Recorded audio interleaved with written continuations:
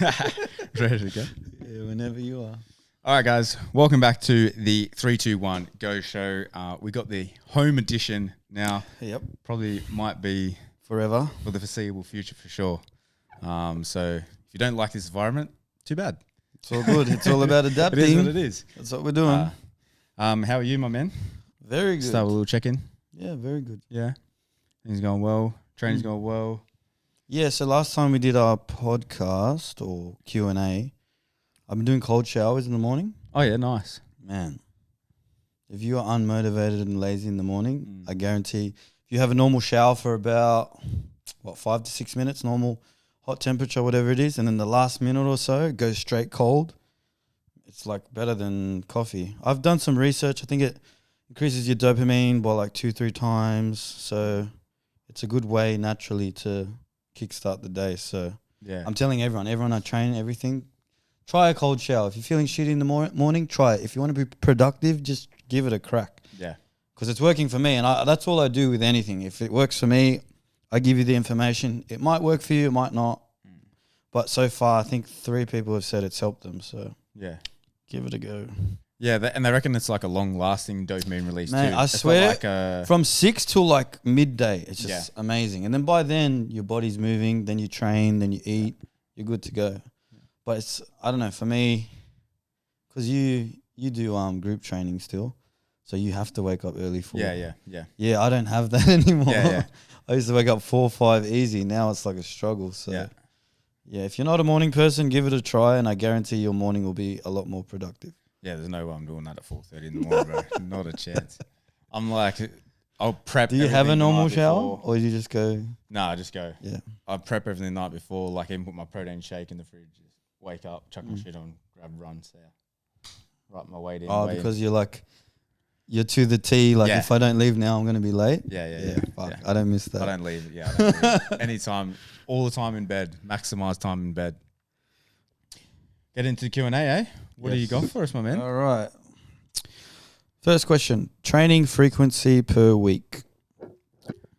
It's one of those broad ones, isn't it? I'm guessing, like, obviously we'll tailor it towards, like, potentially losing a bit of fat, putting on a bit of muscle. I think it really comes down to, obviously, the individual, whether they're a beginner, whether they're intermediate, advanced, how many times they've been trained per week.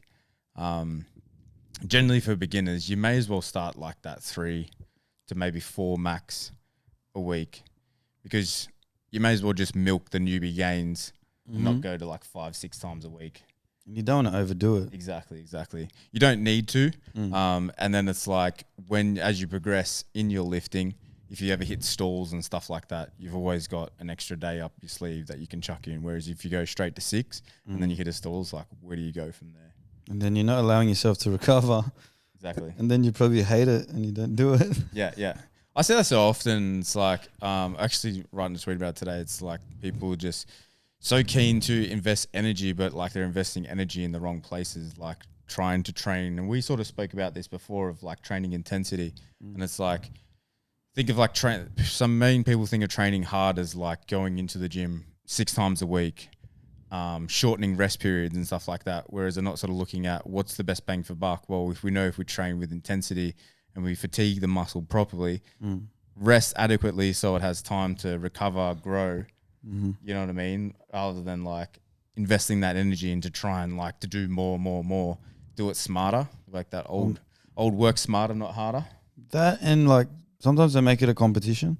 Yeah. You're like, I trained 2-3 hours today. It's like, but how much of that was actually beneficial? Exactly, yeah. So you'll get it as you start learning and get better at it. Yeah, of course. Just like Ryan was saying, as you get more advanced, you can add more training and, put more volume into your sessions. But yeah, if you're starting off, listen to your body, let your body recover. Three sessions is pretty good, just for the start. Just until you feel like, okay, I've hit like a kind of a dead end, I don't see any progress, I'm not getting as sore, then I'd say add on to that. I think that's a really big one, is like how well you recover in between sessions. Like if you find yourself coming back for, say, I don't know, like a chest session, and your chest is still sore from whenever you trained it last. You might potentially be doing too much. You could probably back it off, and vice versa. If you're going in quite fresh, or say like you're not really getting sore at all, maybe you could up the ante a little bit in the way of like training frequency. But I think like people should milk the session first, like get to the point of where you're doing multiple sets per exercise, and it's almost like you're pushing yourself so much within that session that you have to spread it out over an extra day. Yeah, you know like what I mean? if The you're volume. training balls to the wall hard, you won't want to train 6 days a week. Yeah. 100%, especially if you're first starting off. Yeah. But that's what it is. It's quality over quantity, I find. 100. As I was younger, it used to be the other way, but I guess you start to learn. And yeah, listen to your body. Like for me, I'll train 2-3 days in a row. Then I'll know there's a day my body's just like, nah. So just take that day off and then reset. Everyone's different. Some people can train for 5 straight off the bat. It just depends on, I guess, like we were saying, intensity and how your body recovers. Because then maybe you have to think, okay, am I sleeping enough? Am I stressing too much? Am I eating right? Like all those things are going to determine how well you recover. So maybe you have to go over those things as well and not just focus on frequency. Focus on what are you doing outside of the gym. Because I think everyone worries about nutrition and training, but what are you actually doing to recover? Those 3 aspects are the things that matter. If you have 2 without the other, you'll kind of get, somewhere close to where you want. But in the long run, you won't be as efficient and you'll probably burn out. So everything is important. Yeah. There's no one most important or anything like that. It all works. Yeah, but if you don't do one and you want to get better at it, I understand you want to do it more frequently. But overall, you got to keep assessing where you're at and, get better over time. It's a process. Yeah, it is a process. It is. And enjoy We've been training for how long and we're still learning. So, Yeah, enjoy the process. You make mistakes. You'll find stuff that works for you. And it always changes. Frequency changes. Exactly. Sometimes I do train 5 days back to back. Other weeks, maybe I'm stressing out. Maybe got life things happening and, maybe I can only train 2. I've got to do other things and go back into it. As long as you're being consistent every week, frequency. Yeah, consistency outweighs everything. Yeah. That's the basis of everything. Nutrition training. All right, that's a good one. Next one, man. All right, so we're getting into the AI space.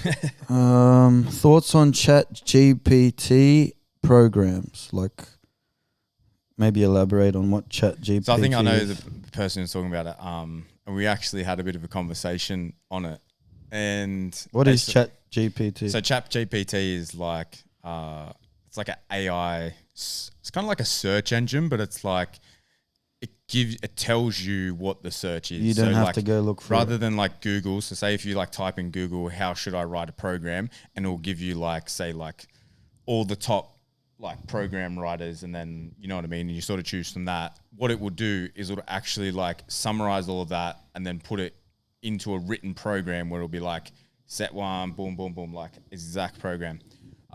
It's actually pretty cool, and like definitely like if have you used it? No. Oh. Like that's so how do you know? Oh, have I used the? Yeah, I've used it. Yeah, okay, of course, you've used it. Yeah, and like I used to see like what it was like. Yeah. And it's just very much like just follows the recommended of like 4 sets of like 8 to 12. So like you can say, write me a push session, like with so many sets or whatever, and then it will just like spit out barbell bench press, just very generic. So like, which is not bad at the start. Which is not bad, exactly. If you want something that's very generic, then it's good for you, especially like beginners can potentially use it. Again, watch the volume, because sometimes it's just giving you crazy volume, which is like what is sort of the industry standard, you know what I mean? Like you just 4 sets. But there's obviously, us being trainers, that there's a lot of like nuance, and you have to take into account like experience and stuff like that as well. So it's like, it'll have like say 8 sets of 12, 4 sets of 12 on like deadlift, and then it'll be like 4 sets of 12 on lateral raises.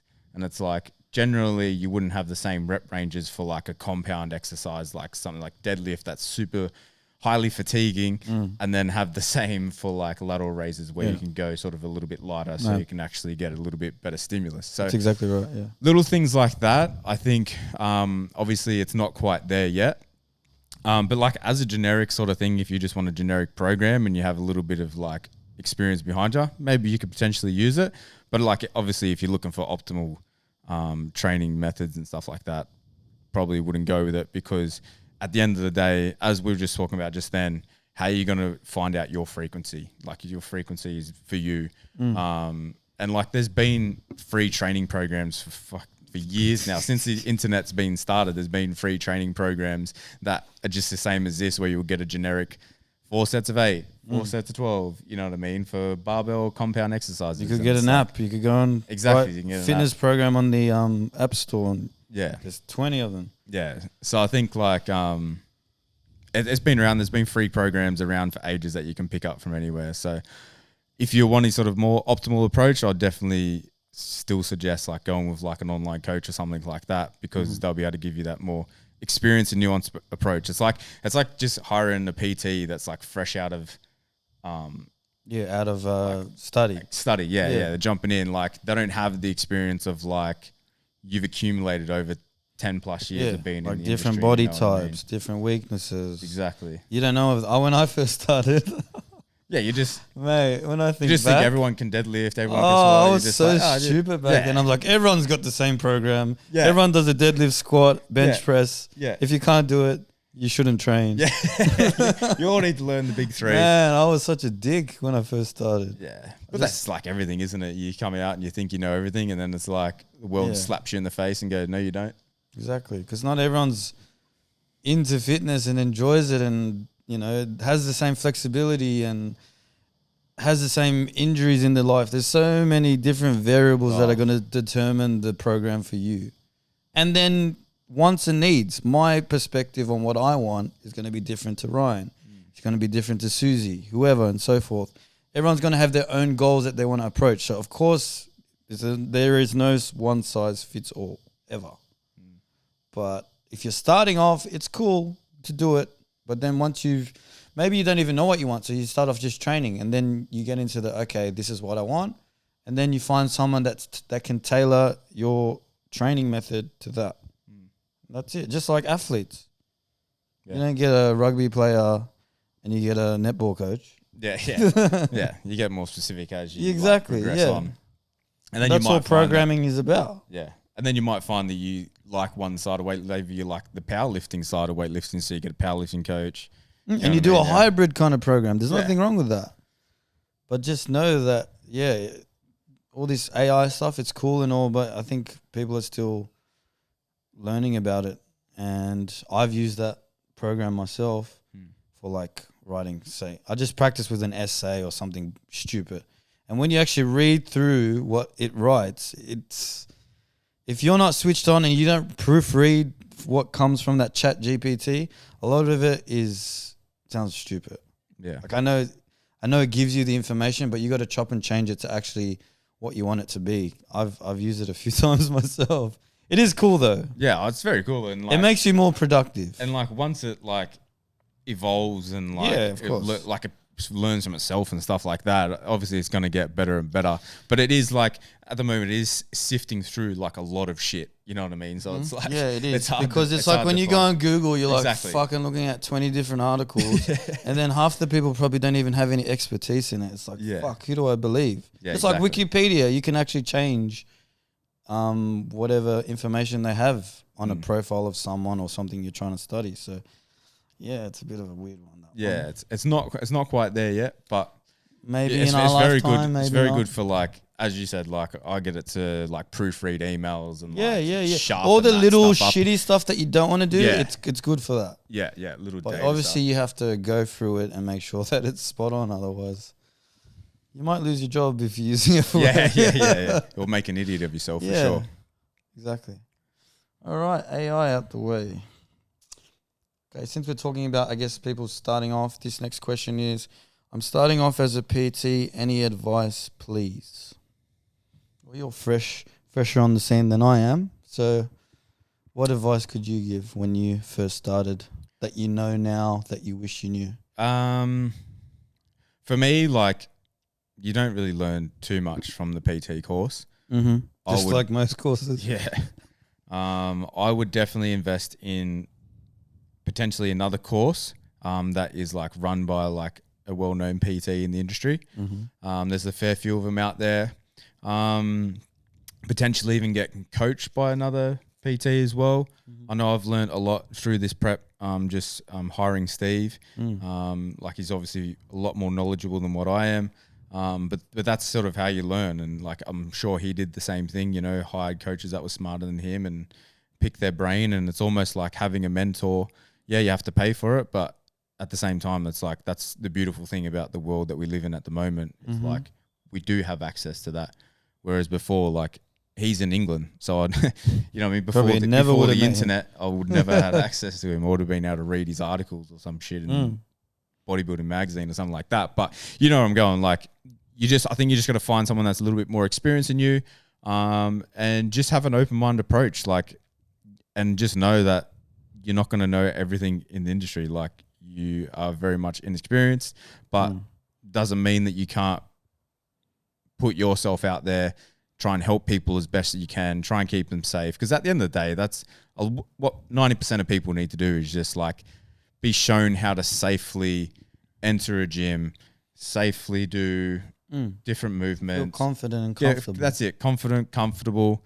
And then sort of they can progress from there. And just, yeah, as I said, always just trying to learn, always trying to be a student, I think, is the most important thing. Of course. What do you got? Fuck. Sorry, but did I go No, too you far? probably said everything. Yeah, like what Ryan said, you're going to save a lot of time by like paying for an extra course or a coach. If I could go back, man, I would definitely get someone that I want to aspire to be, maybe, and learn from them. If I have to pay for a course or whatever, or for them to coach me, cool. But it'll save you a lot of fucking up. Yeah. That, and you're a personal trainer, so you have to be very personal to your clients. You can't treat them like a number. You can't be unreliable. You know, you're pretty much their friend, and you got to approach it like that. But have a line in the sand where you don't go over that, where they are still a client. You got to make them feel as comfortable as they can, because you see how you are in the gym or how much you love fitness. Some of these people, it's like another language to them. Yeah. So you really got to put yourself in their shoes and try to make it as uncomplicated as possible. And people can feel that energy if you're just trying to make money off them. So actually care about the people. Yeah, I think that's a big thing, is like, because when you learn in Fitness First or something, they're just trying to tell you to sell. Talk to this person, talk to that person. And people can feel it. It's like you're knocking on a door trying to sell a product. Like, you can feel that vibe. But if you're, you know, say you're on the floor, you're training at the gym that you're new at, and you see other people training, and maybe someone's doing something a little bit maybe not safe or not the right way, just be friendly, go up to them, go, hey, how you doing? I saw you were doing it this way. Maybe try it this way instead. Don't like put them down and make them feel like they're doing it wrong. Just show them another alternative. And then from there, you build a connection with them, and they can possibly be your next client. And even if they're not your next client, they're going to talk highly of you to other people. So you got to see it as planting seeds in people's minds. And at the end of the day, if you don't get a paid customer from that, it's still a good experience. You're still putting yourself out of your comfort zone. And I've learned at the start, if you think you're good at training and all that, it's not about the training. It's about you understanding people and how to communicate with them and how to make them feel like they're valued. I think I've learned that. At the start, it was all about numbers and trying to just make money. And now I've changed the whole outlook on it, and it comes back around, man. Yeah, it's a long game, isn't it? Yeah, it's it like is. You're not going to walk into the gym floor and be like killing it straight away. It's very much a long game, and like it will pay off, because the more you think of the long game approach, really, if you can build clients that stay with you for a long time, you're better off doing that than trying to find new clients that only stick around for 2-3 weeks. You know what I mean? 100%. Like, yeah, And they give back to you. yeah, It's like you're helping them. Maybe they have stuff going on in their life or whatever. You're helping them go through their journey. and it comes back to you, and you learn more about yourself. So I think this job is very rewarding if you stick to it. Well, I think the first year, 60 or 70% of PTs maybe even quit. higher, bro. Yeah, I think maybe 80%. Yeah, It's because I get it. You know, you're a muscle head. You think, I know all about training, and then as soon as you try and become a trainer, and you realize, oh, my communication skills are shit. yeah, I don't know how to connect with people. I don't know how to build rapport. All these little things. That's another thing, actually. Perfect example. You need to work more on yourself. The better you are, the better trainer you're going to be. So read the books, do the study, know what your weaknesses are and make them better. I spoke to the receptionist at our gym the other day. She asked me one day, she's like, how are you so confident in what you do and how you are as a person? I'm like, if you knew me when I was 20, I was like you. I was timid. I didn't want to talk to anyone. I was shy. And then I thought to myself, who do I want to be in the next 5-10 years? Are they like that? No. Are any trainers at a top level like that? No. So you kind of have to evolve over time. And once you start evolving over time, this job is probably one of the best jobs. I'll probably never change it, to be honest. I love it. yeah, super rewarding. It is. Like, yeah, not just monetary, but everything else that comes with it. The people you meet, the connections you have.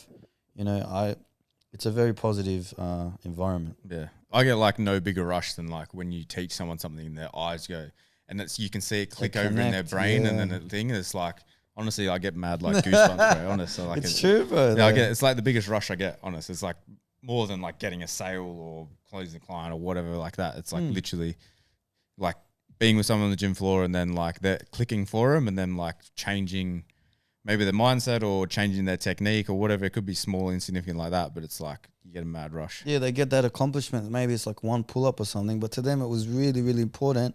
And you just see their aura change and you're like, wow. Yeah. Yeah, 100. Beautiful. Well, I like that question. All right, next one. Just recently had a breakup. Any advice to get over it? I think because these questions were asked during Valentine's, so I understand. Get on the gym floor, my man. Yeah. Every time I've had a breakup, fuck, my training after was amazing. Bro. You're like a machine. Yeah. It's like you use all that energy into the gym. It's mad. 100%. Just don't hurt yourself. Yeah. Do you want to take it? Have you had many? I don't know. Oh, yeah, I had a decent break. Like, my last breakup was pretty decent, man. Well, then, toxic breakups? Toxic, and then, like, don't want to get into it too much. It was messy. It was a messy very, breakup. very messy. I don't know. Just, take the time to heal. Biggest advice, probably don't rush into something too early. Yes. So, 100%. Yeah. A lot of people do that. Yeah. I think that's the worst thing you can do. Yeah. I was probably thinking for like 2.5 years, especially like the more sort of like toxic it was and the more messy the ending was, like there's more sort of recovery that needs to take place, I suppose you could call it, before you take it into the next person. And like not only do it for yourself, but do it for the next person that like you're potentially going to meet, because you don't want to bring that shit into your next relationship. Yeah, for sure. Like the best thing that you can do is like take that shitty situation, turn it into a positive for your next situation, instead of dragging that through and then creating a negative situation. Mate, you hit the nail on the head. That's because you've got to see how many people, as soon as they break up with someone, they go to this person and that person and that person. And then that's what creates the whole fuck boy, what would you call girls? I don't know, like Cardi B like attitude. Yeah. It's like they carry on that shit to the next person and the next person and the next person, and it just eats you away. And then years down the track, you look at yourself, you're like, I'm not this person. So yeah, 100%. It depends how long you've been with that person as well, I think. Yeah. If it's been like a 2, 3, 4 year toxic relationship, you kind of lose yourself. Yeah. You're definitely right about the whole staying single, you know? Yeah, give yourself that time to like find yourself again. Yeah. I was big believer in like the next relationship that I was going to be in. I was going to be the best version of myself. I think that's important. Because why are we in relationships for?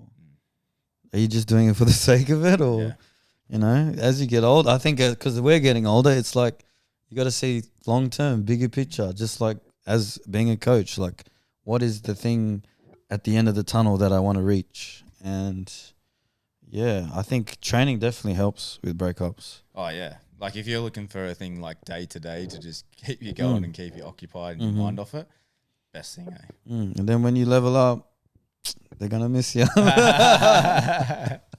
Placing those thirst traps. Oh man, you don't even have to. Like if you say, okay, let's have two scenarios. One is you doing what needs to be done for yourself, being single for a while, working on yourself physically, mentally, all those things, working on your business, whatever it is, putting all that energy that you were putting into that person into yourself.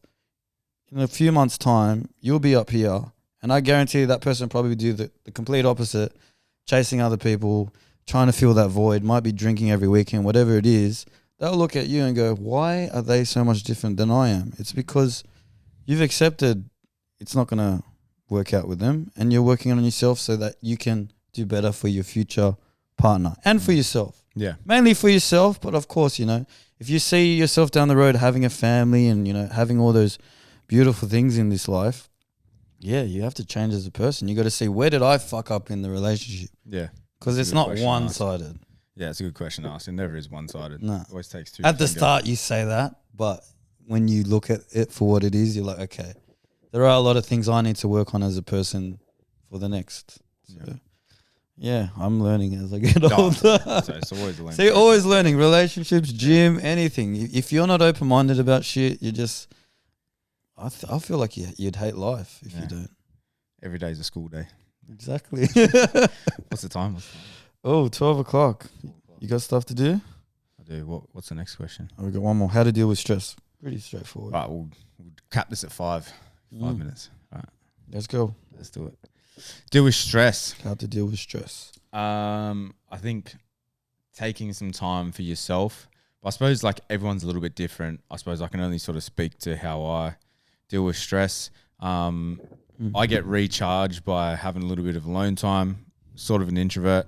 So like having just things that I do each day, it could be like super simple, like literally just like taking some time just to unwind, put everything aside and just watch like a show or something like that I enjoy, where I just am able to just sit by myself, sit with my thoughts and like, or even just distract myself with the TV or something like that. Or if you're feeling like you're getting really, really overwhelmed, then you can start to like bring in other practices, like people enjoy meditation and all of those things, maybe like going and being in nature for a day a week or something like that.